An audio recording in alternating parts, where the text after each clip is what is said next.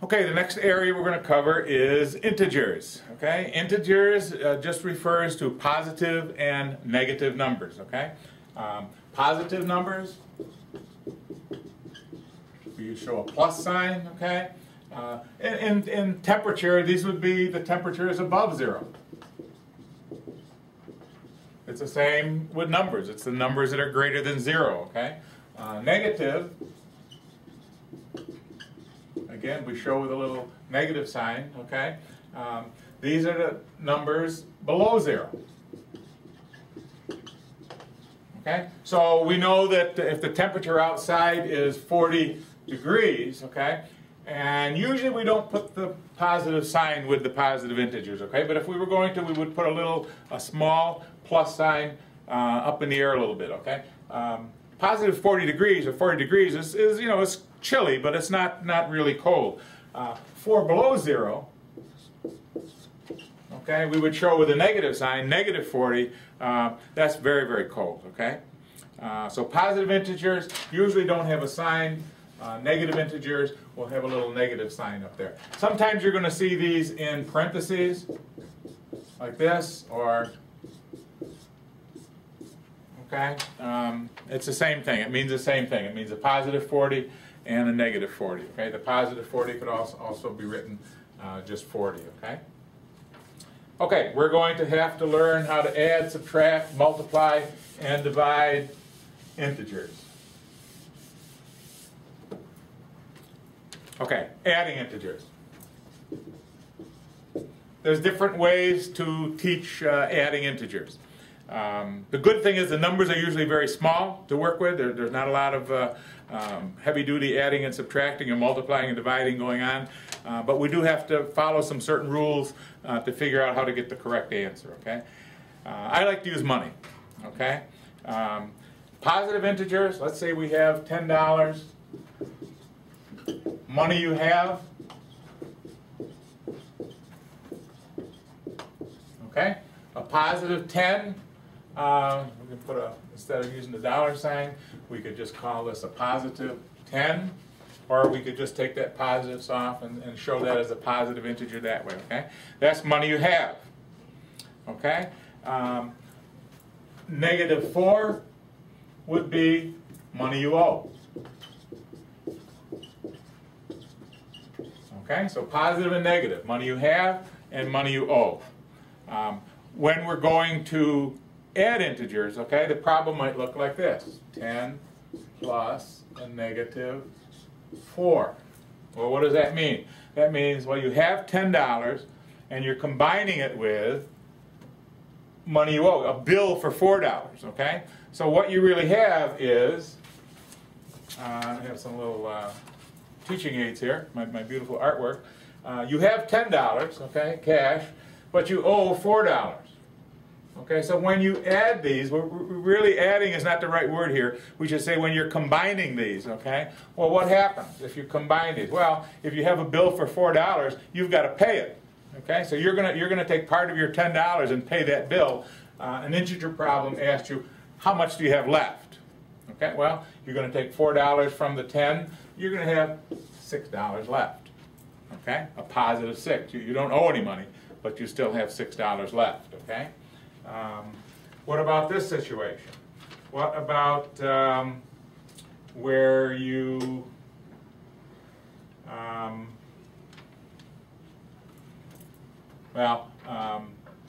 let me resend. This could also be written like this. This could also be written negative 4 plus a 10. Doesn't matter which number comes first, but we're just combining money we have, positive money, with money we owe. Okay, 4. So the answer is still 6. Doesn't matter which number comes first or which number comes second. Okay. What if we have 2 bills?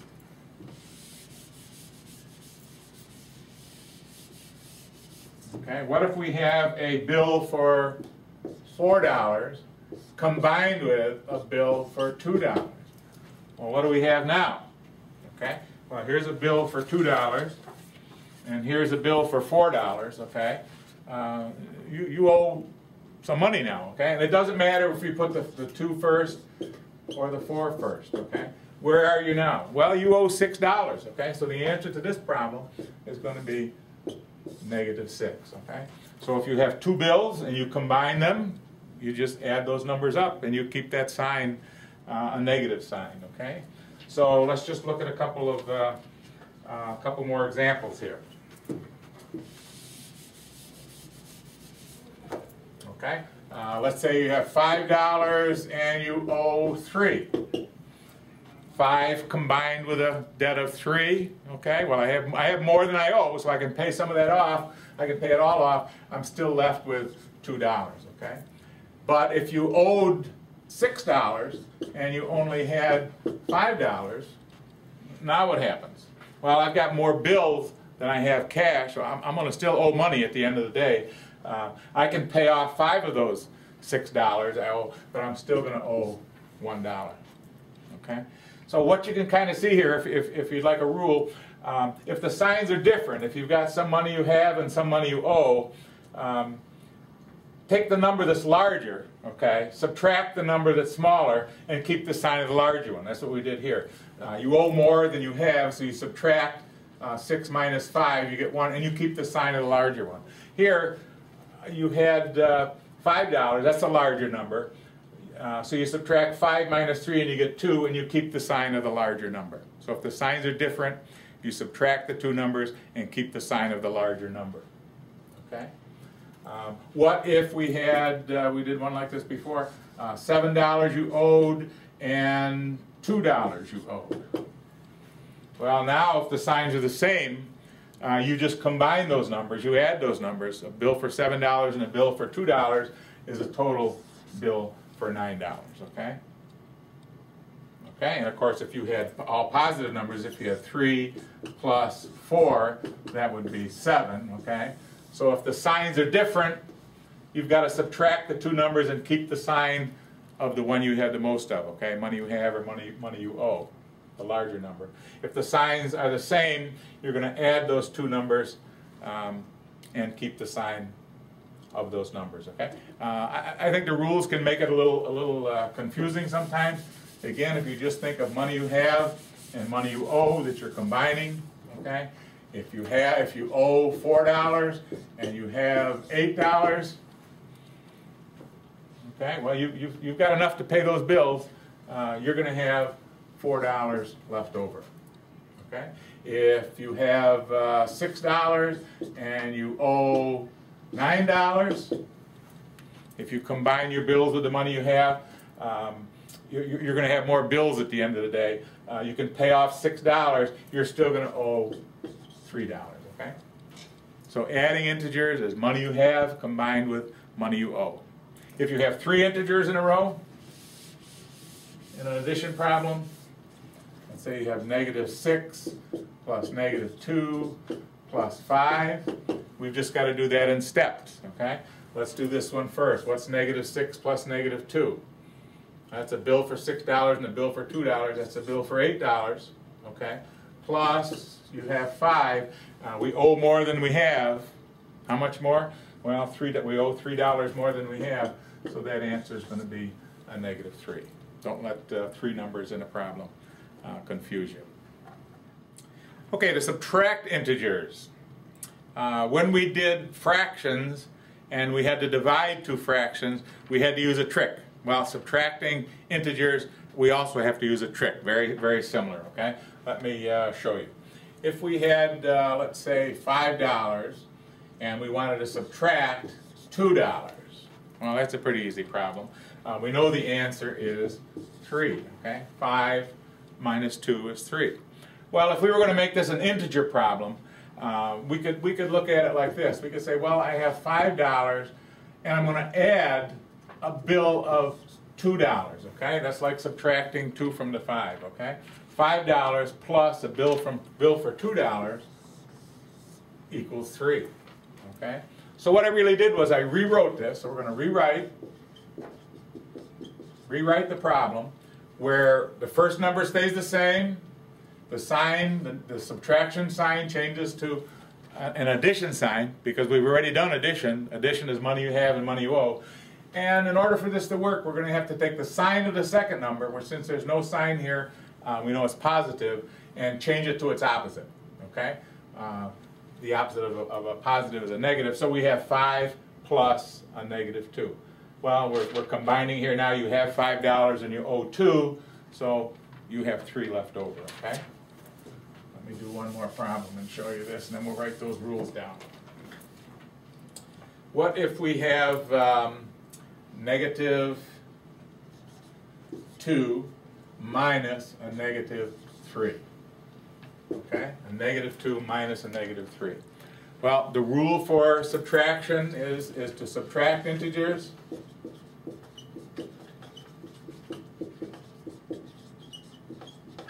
To subtract integers, add the opposite.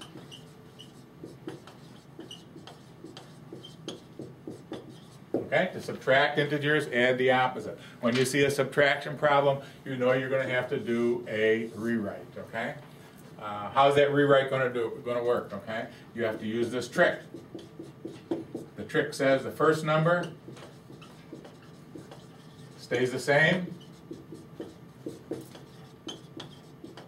Okay, so the 2 is a negative 2. That's going to stay the same. That's still a negative 2. The sign, okay? The subtraction sign changes to addition.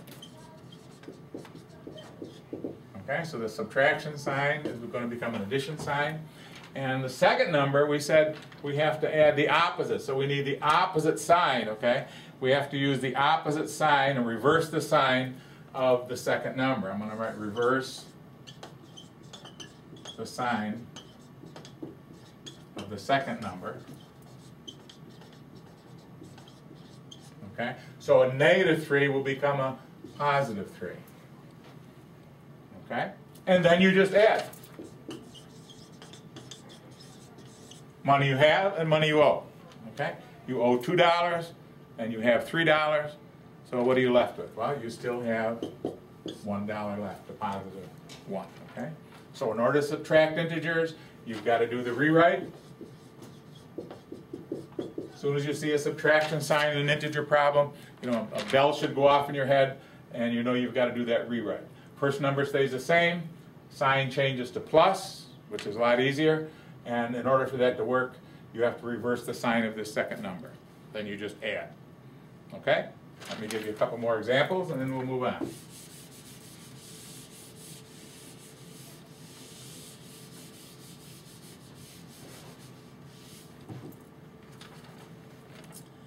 How about 4 minus a negative 2? Well, when we rewrite that, and it doesn't hurt to put this box there, that's going to be 4 plus a positive 2.